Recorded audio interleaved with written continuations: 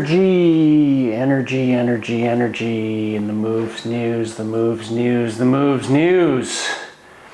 Today's topic is energy. How to get energy and how to manage it to skate your best, to be the best athlete you can be. And it's quite obvious that energy plays a part in being able to do sports well, but I want to get you thinking about many different ways of thinking about energy and the applications as it applies to maximizing our performance in sport. Starting with where we get energy from. Now, like energy allows us to do things, basically. We do things through the day. We do things in our program run through, and we can have endurance through the day so that we're busy all day long, and we can do more in our performance. In the 2 or 3, 4 minutes performance, energy, our ability to expend energy is often one of the limiting factors in what we're able to achieve in a performance, especially as we get into higher levels where the moves that we perform require more energy. In spite of the fact that we become more efficient as we train and become more adept at what we're doing, we also do, there's no two ways about it. A triple sal cow requires more energy than a double sal cow. You just have to squeeze in a little tighter against centrifugal force, and that requires more energy. Yeah, so obviously we get energy. Well, what we need to survive is also what we need to get energy. So we need, air to survive, water, food, sleep, rest to survive. And if we if we maximize our inputs of those things, we can achieve higher and higher levels of energy. So, for example, we know that there's some foods that are going to give us energy on a short-term basis, like, for example, sugar.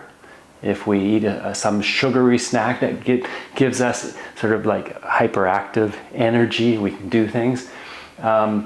But excessive consumption of sugar in the long term sort of drains our energy in a sense. And it's the same with, drugs, for example,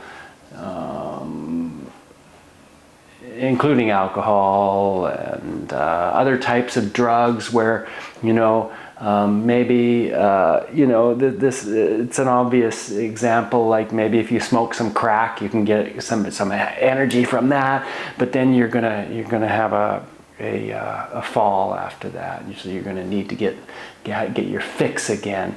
And sugar is kind of like a drug as well in a way. So we can get short-term energy, but to have longevity and to stay in good health and be able to exert ourselves on a consistent day-to-day, year-to-year basis, and to survive and be able to do things through the years, that requires a more sensible intake into our bodies and more sensible use of our energy as well. So we want foods that are quite nutritious to get our energy. And for me, just what I've found through the years, because I've been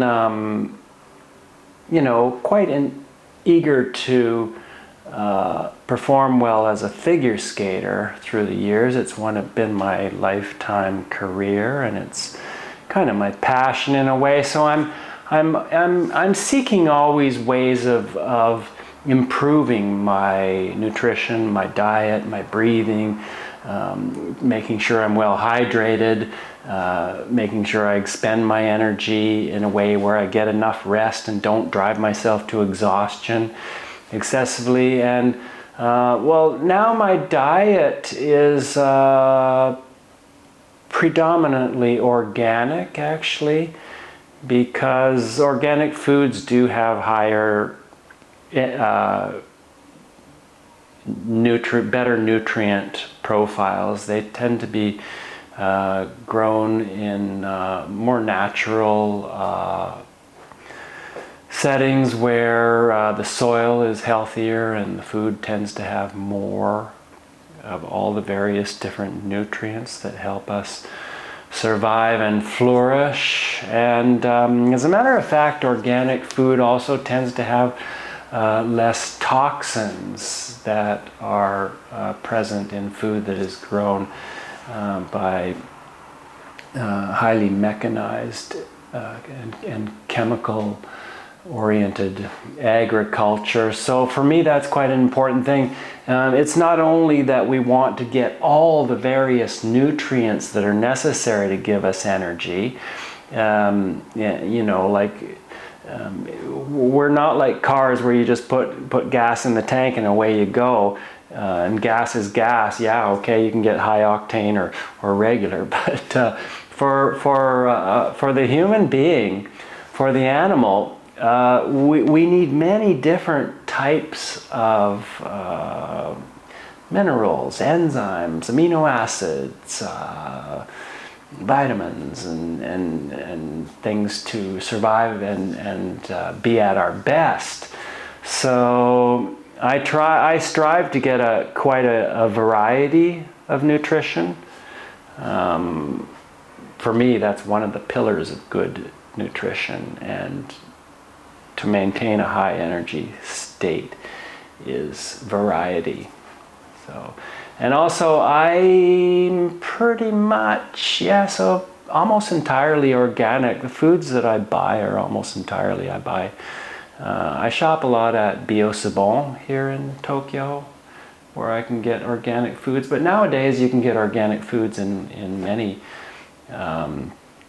supermarkets as well, you know, and so it's becoming much easier. I've been mostly organic most of my life, actually, since my 20s, and I've gotten to the point where I also eat mostly raw food now. Actually, I eat a lot of raw fruit and salads, and yeah, occasionally I'll cook something, you know, chop up some vegetables, make some soup, whatnot, maybe cook up some little rice sometimes. But you know, of course, when we cook things, it's good to stay close to nature and realize that we're animals, you know, like we're the only species that cook our food. And so staying close to nature and not processing and not cooking our food, well, when we heat our food up beyond a certain level, we denature the proteins, we destroy the vitamins, yeah, there can be an upside to it. We also kill some parasites in the food, but generally I've found, just as a matter of not only theorizing, but as a matter of experience, I'm livelier and feel better, and I feel healthier when I eat mostly raw foods. And yeah, well, I can go on and on and on about nutrition and food as far as good energy level. It's also quite important, and I've come to realize this more and more through the years, that simple thing like chewing the food well, making the food like a puree in your mouth before swallowing. I found that that's so good for digestion. And you know, we want to have efficient digestion. We don't want to eat too much because we have a limitation as to how much food we can process, and it requires energy to digest food. So if we eat a lot of heavy foods that require a lot of effort to, you know, move through the system and are inefficient, it's lowering our energy level in the long run. So yeah, I heard somebody say recently, oh, you really should chew your food at least 20 times before you swallow. Well, excuse me, but I chew my food more like 80 times before I swallow. I mean, I'm eating raw salads. I chop vegetables pretty fine and everything when I make a salad, you know. But even still, I chew a mouthful more like 80 times. Make it an absolute puree in your mouth before swallowing. Yeah, and because I get such a variety of different types of foods, fruits and vegetables and even grains and different things, I don't feel like I'm deficient in any particular nutrient. And also by eating a variety of different foods, we build up a better microbiome, I understand. And so, you know, it all contributes to our vitality, our immune system, and our ability to stay healthy and in that high energy state.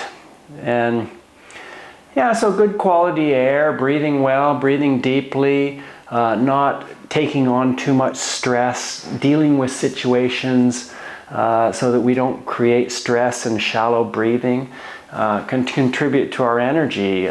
Trying to live in an environment where we have enough fresh air that has a higher level of oxygen, getting out in the sunshine and fresh air. Vitamin D is important for our vitality and our energy level.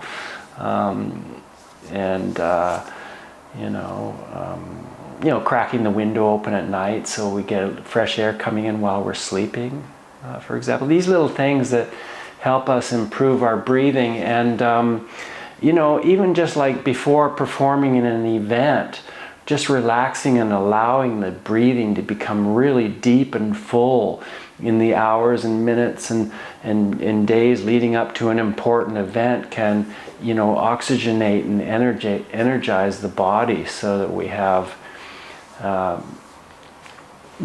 optimum energy. Yeah, of course, dehydration can kill us. If we're dehydrated and don't have water, we can die from that. And we can be in a lower energy state if we're also dehydrated. A lower energy state from not getting optimum nutrition, oxygen, water, sleep and rest can lead to, or by having too many toxins in the body, it can lead to, laziness, apathy, depression. So, which is something we want to avoid. Yeah, I don't take, because I have such a variety in my diet, I don't take a lot of supplements. Right now I am taking a supplement. I do take sometimes, fresh raw fruits and vegetables do cleanse the body as well, but I am taking a supplement that cleanses the body really well of, we all take in toxins that are unavoidable. And so, yeah, I'm taking a supplement now that's really good. I found that I'm dreaming better now. I'm like having more vivid dreams and remembering them, and this is something that happens as you get cleaner and clean out the mercury and lead and heavy metals and various different toxins and parasites and things that we're burdened with, graphene oxide, whatever, And so, yeah, and in the wintertime I take some vitamin D supplements, a drop or two, 1,000 or a few thousand milligrams of vitamin C, vitamin D every day in the wintertime especially. Yeah, so, and as far as